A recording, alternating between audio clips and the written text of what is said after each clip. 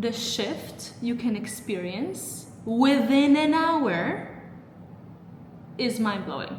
It's mind-blowing. It saved my life. It changed my life. It saved my life. It made me who I am today. And I used to be miserable. Are you ready for a story time? I think you're ready. I think it's time for a story time.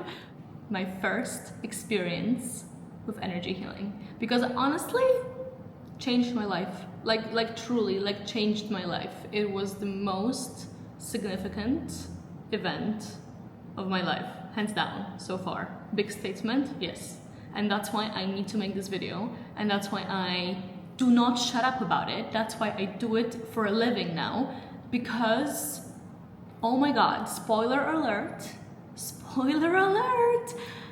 the shift you can experience within an hour is mind-blowing. It's mind-blowing. It saved my life. It changed my life. It saved my life. It made me who I am today. And I used to be miserable. So let's rewind. It was summer 2024. Yeah, 2024. And I was in the middle. Shit. I was not doing well mentally. And I wasn't doing well mentally for a good few years at that point. I was working on my master's thesis at that time, and I was also working in my corporate job already, and I was living in a place where I was kind of unhappy. Not only Amsterdam as a whole never really made me happy, it's a lot of rain, but also the actual apartment where I was living was just not good. You know, mold on the wall is just not a good situation. It's just never good for anybody. Mental health is just not good. What else was there? It was also still struggles with eating disorders, smoking weed, so much of it. First I was kind of, embracing it as like a little personality quirk. I was like, oh my God, I'm so fun. But no, it was a coping mechanism. I was not happy. And at the same time, I had a lot of guilt around it, because on paper, and on the outside, my life looked good, like on Instagram or like just out to the world. It looked fine. And I've always been a pretty strong person. I can put up a good front, and before I will actually let you know that I'm not okay, like shit needs to be going down, I'm Eastern, I'm Polish, like we just get shit done. We complain, but we're not easy to crack. So I had a lot of guilt about the fact that I am struggling, because to be honest, like my life was bad, but it wasn't, right? Like it was this weird in between of I'm struggling and I'm not even sure why I'm struggling so much, and people have it worse. Oh my God, my favorite thing to tell to myself around that time was, people have it worse. Like, why are you crying, Kim? This is just an earring, people, no, what? How did I go? People are dying, Kim. That's that. People are dying, Kim. Like, this is just an email. Why are you crying? Why are you crying? This is literally just an email. But my soul was starving. I was working towards a career where I knew that it's just not gonna work. It felt completely unaligned. And at the same time, what I mentioned before, like years of eating disorders and suppressing emotions will do exactly that, will make you have your emotions suppressed, and those emotions will at some point scream. They will scream for them to be felt. And one of the biggest things of how this whole situation was manifesting was constant noise in my head.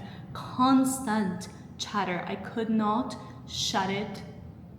I could not shut it. I couldn't sleep. That's why also weed came into play, because it really helped me. At the beginning, it was a great tool. And listen, I still believe that it is a good tool, but time and place, and deal with your shit first and don't suppress. So it was the constant noise and an inability to focus, a massive inability to focus. And I never went to get tested, but I was highly suspecting ADHD. So I made an appointment, and that appointment, timelines are important in this story. That appointment was in July 2024.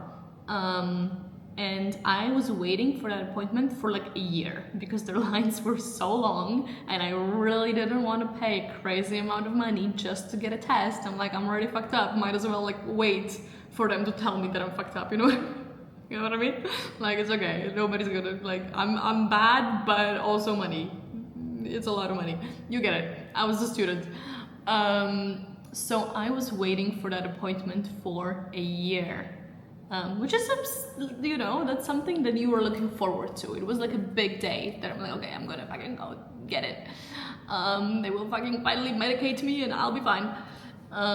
So yeah, that was happening. And that was already the time in my life where I was going to Spain like a crazy psychopath.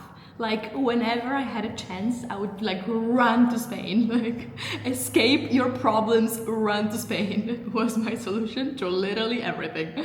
But also it was because Spain was always calling me so much, and for a good reason. I'm gonna get to the reason very soon.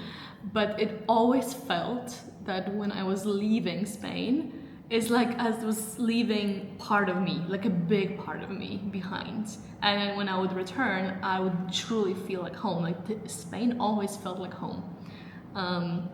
So I was in Marbella on a friend's trip, which was so lovely, core memories. And that was at the beginning of June. I was still in the middle of writing my thesis, still going through it, but we're on a holiday, it's fine, you know, like this is fine. A few days to like forget about things and distract. And one day we were driving past this viewpoint, like it was like a road and there was a viewpoint to like, you know, see the coast, and we stopped, and it was beautiful. And there happened to be a Buddhist temple on that hill. And I've, at that point, was really drawn towards spirituality and all of those Eastern philosophies, and psychology. Psychology was always huge in my life. I've always been interested in how this shit works, mostly because mine didn't. So I was like, I'm gonna fucking figure this out. This is my life's mission, to figure it out. And that's honestly, it's been working out pretty good. Like, it put me on a great path. I'm very grateful for those little screws that were unscrewed, because if it wasn't for them, I wouldn't be where I am right now and knowing what I know. Anyway, Buddhist temple.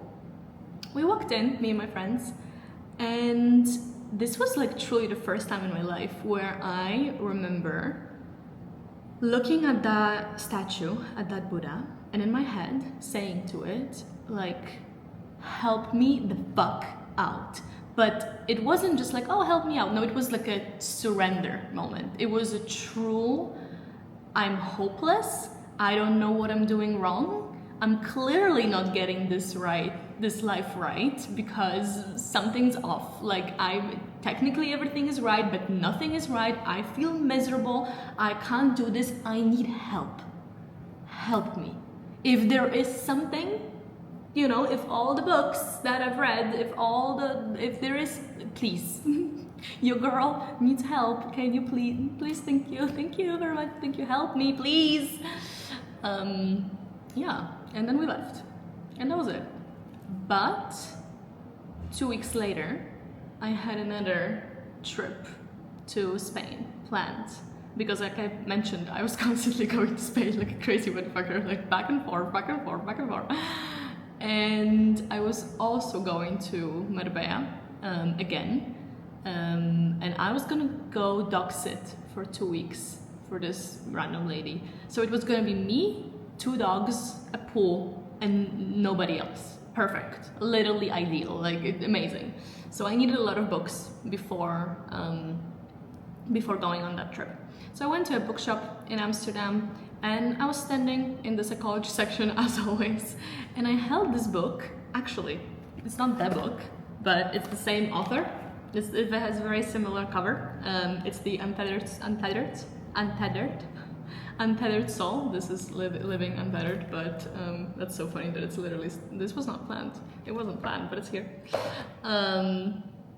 yeah, I was holding the book because it was calling me. Something about it was like, this one, this feels good. But then I put it back and I took Why Men Love Bitches instead, which is also Bible, by the way. It's shaped me to the woman I am. I recommend to every single woman. It's a phenomenal book. Why Men Love Bitches. A must, a must read. So I took that one instead because priorities. But something about the other one was like really like, I need to read that. And so that's it. I went from a trip, I landed in Marbella, I showed up to this lady's house, and the first book I see on the table in her house, randomly, I'm gonna use this as a, as a prompt, is the book. And I'm like, okay. At that point, I'm not thinking that much about it. I'm like, oh, that's a funny coincidence. Like, let me read that book, because why not, right? It's here and it's for free. And the same evening, I already started reading it. I love it. I'm swallowing that book like a crazy. I'm like, give me more. Oh my God, it resonated so much for what I was going through at the time. And the same evening, I was watching a podcast on video, and it was completely not about soul searching. Like, it was like a random little entertainment podcast. And in that podcast, the woman, the host, was like, oh, blah, blah, blah, something, something. And the book I was recommended, and she points on the book, on the Untethered. So, and I'm like, okay, all right, I hear you, all right, okay, I'm reading it. And that's also one big, huge theme that I want to soon dive into. Following the signs. I think everybody already, if you see in the first video, you already know. I am so big on the fact that life is guiding us. It's always guiding us, whether it's through songs, through books, through the people that are showing up, through the themes that are reappearing in our lives. It's our intuition and this pull towards our path. Like, trust it, do not ignore it. If people are trying to force something down your throat, open your consciousness to it, because there might be something there, just like there was with that book. So anyway, I'm reading it, I'm loving it, and out of nowhere, one day, I have this random plop thought, which again, trust those random thoughts. The moment that I embraced that way of living, and when I started to follow those urges and those intuition flashes when they come, the downloads, literally, you can call them, my life changed. My life really changed. So I have this random plop when I'm reading this book. Oh, energy healing. Because the book is kind of aligned with don't close your heart, everything is flowing, everything is moving, blah, blah, blah, blah, blah. Energy healing. I've heard of something like energy healing. Let's see. Let's Google. Let me Google. But mind you, I am in Spain, right? In the south of Spain. Not even in Marbella, but like in a little town next to it. In the middle of fucking nowhere. Like, to get groceries, I had to walk for almost an hour because I didn't have a car. Like, oh no, your life is so hard. Kim, people are dying, Kim. But I'm just painting a picture. This is not a major city. This is Spain. There are not that many energy healers on every single street, on every corner. This is not a supermarket. And also those that speak English. It's just, I don't know, maybe I'm wrong, but I don't think it's that common. And it just so happens that when I Google, their lady is like, I'm here, there's the sea, and she's literally here, like a kilometer away from me. Kiki, healing Marbella. Bless your heart, my love. I love this woman. And I'm like, okay, bet. That's another way that I live life. I'm like, bet. Let's do it. Why not? I have a pull. I feel like I need to be going to this woman. Let me see what's there. And I didn't even read the website. I read a lot of books and I read a lot of things, but I also will never read an instruction. Like, if there is an IKEA furniture and it needs to be assembled and there are instructions, like, oh no, that's for the weak. I'm gonna struggle for triple the amount of time, but I'm not touching that instruction. I'm gonna call my father, even though I live in Bali now, but I'm not. You get it, you get my point. So I didn't really even read the website. I kind of scanned through it and I'm like, okay, something emotions, something energy, very cool, but like, what is it gonna be? I don't know, maybe tapping, maybe a massage. Like, I don't, like, how am I even still alive? You know what I mean? Like, so much self-awareness and zero self-awareness, both at the same time.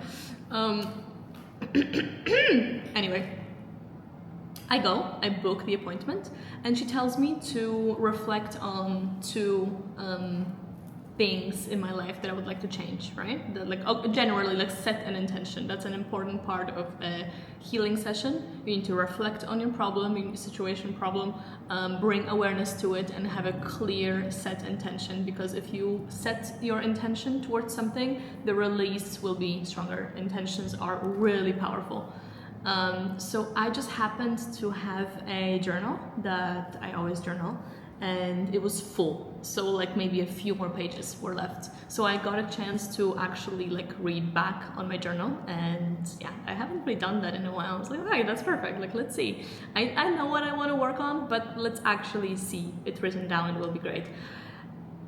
And I was like, oh wow, like, I know I'm not good, but wow, I'm not good. This doesn't sound like a healthy person to me. Why did my voice get so high-pitched?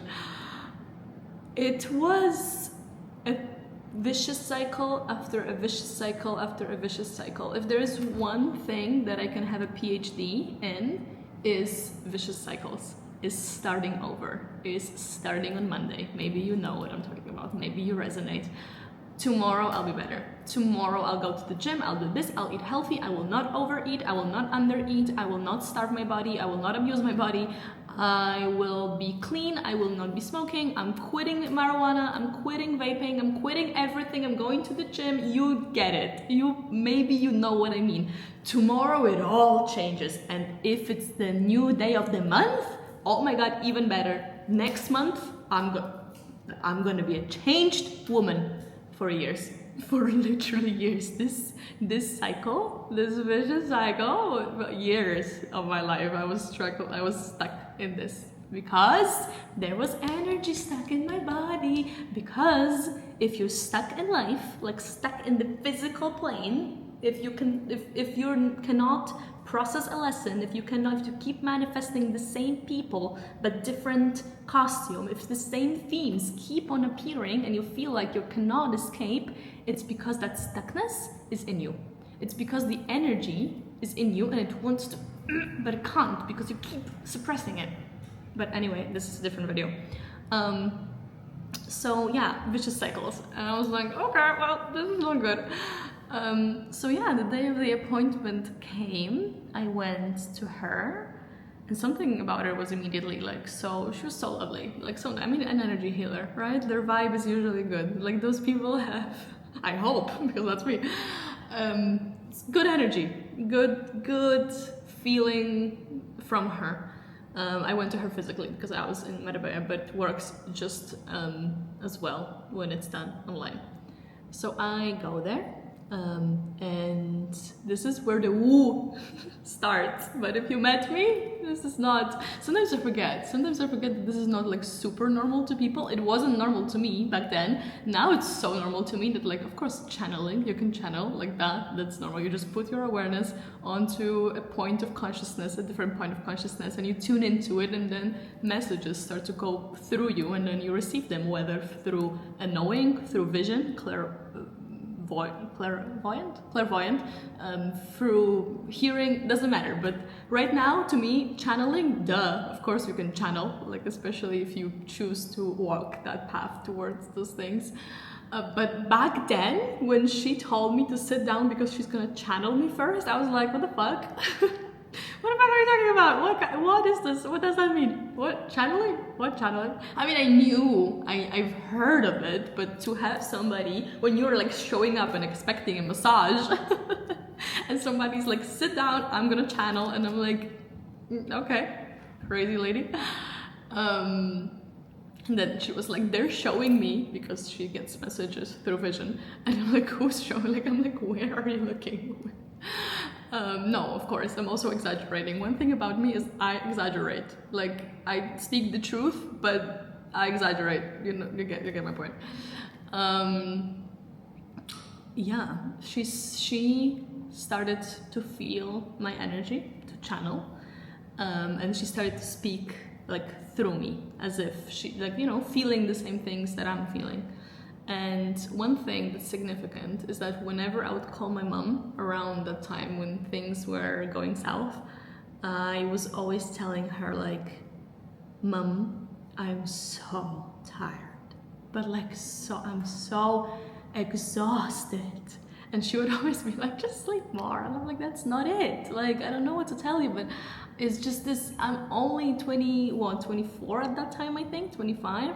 And I feel so fucking exhausted. Like, how, this is not going well. This is not the trajectory that I want to be on. Like, I shouldn't be this exhausted that young. And when Kiki, on that session, started channeling me, the first thing that this woman said was, I'm so exhausted. Like the same words that I would always use. And I was like, oh, okay, I see. And then she said basically everything that I was feeling. She said that this stuff is karmic. That's something that I cannot verify, but I do strongly believe that this is not our first rodeo here. That the soul has many rounds, many missions. If it, then it's a redo, and then it's a redo. And the lessons that we haven't learned in the previous, I mean, it's also kind of parallel. You can also see it because what is time? It's all happening now in this present moment. But for the sake of this, our 3D, we of course time exists. So previous lifetimes. But yeah, she told me that what she feels is that, of course, there is a lot of things from this lifetime, but there is also things that are from my past lives. And while I cannot verify that, this woman, without knowing anything about me, spoke about whatever she was seeing with such accuracy that if you would have my personality and my gifts from this one, but just gone south, just using it for not good reasons, it would be exactly what she described. And I immediately started having visions, and something in me cracked. Like, I really cracked open. But we also spoke about my things, right, from this time, from this lifetime. The eating disorders, yeah, just years of suppressing emotions. And then she just told me that, yeah, lay down, we're gonna clear this, because again, like back then when I was still on that session, the stuff was still so new to me, so I didn't really know what was happening. I only could experience it. But now, knowing what I know that what was happening is that there was so much stuck energy in me. Energy, emotion, same thing. Emotion, energy in motion. When you suppress for years, shame, guilt, whatever else that was, I think mostly shame and guilt in my case, you will feel bad. You will feel awful. You will, because our energetic layer is our most fundamental layer, and then everything else emerges from it. Our physical body is just a manifestation of energy, which is also energy, because everything is energy, right? If you boil things down to the smallest components, it's energy. It's atoms, molecules, particles. Like it's energy. So yeah, I laid down, and she cleared. She tuned in. She felt what was stuck. She moved things around, and I felt such a release during that session. I cried. At some point she was like, do you want to stand up? Because you're gonna choke to death, my lady, my girl. I cried a lot, and I felt this tingly sensation moving, which is, again, right now nothing crazy to me, but energy moving. That's common during an energy healing session, that energy will be moving, so you might feel tingly sensations. So I felt it all around my mouth and my feet and my hands. And then when I stood up after, I don't know, let's say it was an hour.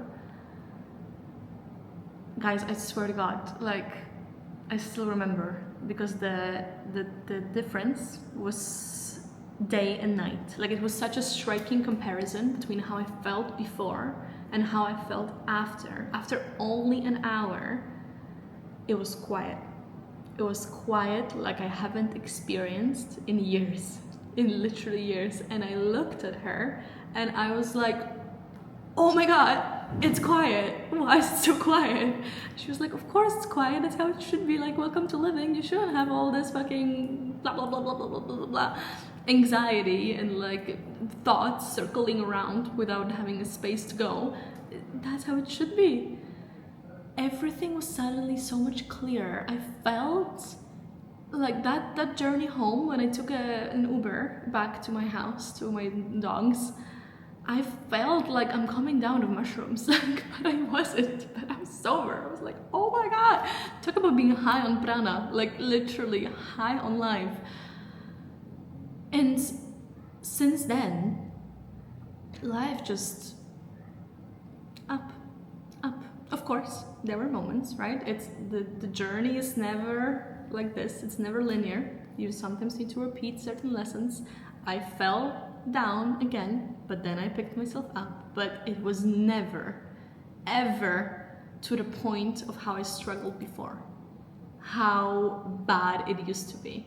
I suddenly saw clearly again. It was like a factory reset. That's what energy healing, to me at least, that's how I experience it, and that's it's a factory reset.